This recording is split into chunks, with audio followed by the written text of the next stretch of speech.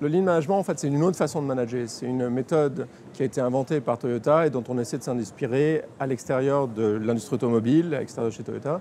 Et ce sont des gens, nous on a tous été conditionnés par le taylorisme et le management financier, et eux ils pensent complètement différemment. Alors, c'est pas tout à fait facile d'approche parce que ce qu'il faut comprendre un fait fondamental, c'est qu'à chaque fois que vous créez de la valeur, il y a de la perte au feu. Vous faites des pièces, il y a des défauts, vous créez du travail, il y a du travail inutile. Et du coup, si on ne fait pas gaffe à ça, on se trouve à faire aux gens des choses totalement inutiles, absurdes, et d'ailleurs qui les rendent malheureux et qui ne les engagent pas. En ligne, ce qu'on fait, c'est qu'au lieu de juste regarder la création de valeur, on regarde cette partie perte au feu. On regarde les bêtises qu'on fait, on regarde tout ce qui est inutile, tout ce qui est déchet, et on essaie de comprendre pourquoi. Alors dans certains cas, quand on regarde, c'est juste bête, donc on règle le problème, mais dans certains cas, les problèmes reviennent et sont plus compliqués, sont plus profonds. Et ce qui est fascinant, c'est quand on travaille avec les gens pour résoudre ces problèmes, on découvre des vraies sources d'innovation. Donc en fait, le Lean est souvent vu comme une méthode de management opérationnel pour mieux faire marcher les choses, mais c'est juste le début. En faisant marcher ce qu'on a avant de réformer, on va comprendre les problèmes fondamentaux qu'on a, ce qui va nous permettre de faire de l'innovation qui est construite avec les gens et pas plaquée, et donc ce qui va nous permettre d'aller beaucoup plus vite sur des stratégies de croissance et d'innovation, parce qu'on le fait avec les gens et du coup on embarque tout le monde.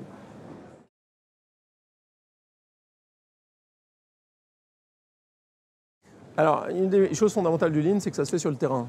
Donc ça ne se fait pas en salle, puisque ce qu'on fait en Lean, c'est que le dirigeant d'entreprise va directement sur le terrain pour discuter avec la personne qui est la plus proche du travail, qui est au contact du client, qui est au contact des pièces, au contact du code si on fait de l'informatique, pour essayer de comprendre justement les difficultés qu'elle a et comment on peut l'aider. Toute notre idée, c'est que là où il y a une hiérarchie qui est une chaîne de commandement, on la transforme en une chaîne d'aide, pour que les gens puissent faire leur boulot de façon la plus fluide possible et écouter leurs problèmes, leurs suggestions. Donc c'est très très marié au terrain, ce n'est pas quelque chose qu'on peut discuter en salle ou de façon très abstraite.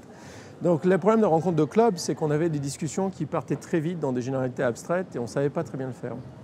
Comme Stéphane André s'est intéressé à la démarche Lean dans la maison de la PM, et donc on a mis en place des outils, des discussions avec des gens, ils ont fait plein de trucs, on s'est dit finalement, pourquoi pas se servir de cette expérience à la maison de la PM pour ouvrir la boîte d'une certaine façon pour les adhérents et prendre une caméra, filmer et montrer ce qu'on faisait. Donc en fait, on est parti sur le MOOC pour pouvoir montrer un terrain que tout le monde connaît à peu près parce que les adhérents connaissent la maison de la PM et pour voir comment ça se déroule en pratique.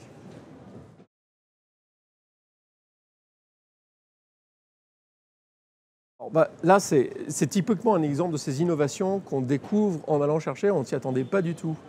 Mais ce que le MOOC a permis, c'est apprendre aux dirigeants s'en servir avec leurs gens. C'est-à-dire qu'en club, ils sont entre dirigeants, ils ont des discussions, puis après ils rentrent chez eux et ils essaient d'expliquer aux autres ce qui s'est passé.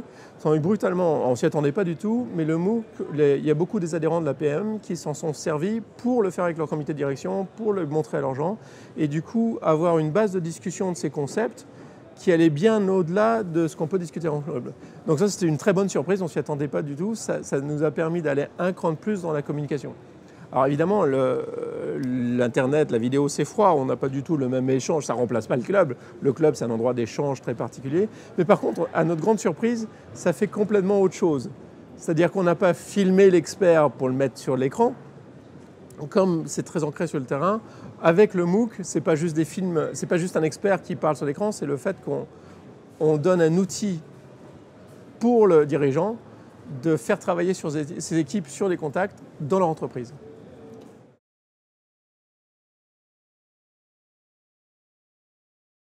C'est très marrant ça, parce que la plupart toutes les entreprises essaient d'innover. Bien souvent, ces projets d'innovation, on met beaucoup de ressources dessus et finalement, il n'en sort pas grand-chose. Parce qu'on a une approche traditionnelle, donc très, très, très fordiste et tayloriste de la façon dont on est conditionné. On a une idée en tête, on met des ressources, on met de l'argent, il faut sortir, mais finalement, on développe des produits, on fait du marketing, on écoute les gens, et au total, personne ne s'en sert. Parce que c'est très, très difficile d'anticiper l'usage de l'innovation. Donc une des grandes difficultés quand on est en entreprise en innovation, c'est que ce n'est pas tout d'avoir l'innovation technique, il faut trouver le business model qui va soutenir cette innovation pour qu'elle se développe. Alors comme évidemment on pense Lean, on l'a fait très très différemment. On a fait un truc avec Florent Letellier à l'APN, avec Stéphane André, qui était très flexible, très rapide, et on a essayé. Donc on a fait les choses, on a essayé, on a vu avec plusieurs personnes là où ça marchait pas. On a mis en ligne vite et on a eu une très très bonne surprise parce que ça a eu beaucoup de succès alors qu'on ne s'y attendait pas. Nous on était juste en train de faire un prototype pour voir si ça accrochait. Et ça a accroché beaucoup plus vite qu'on pensait.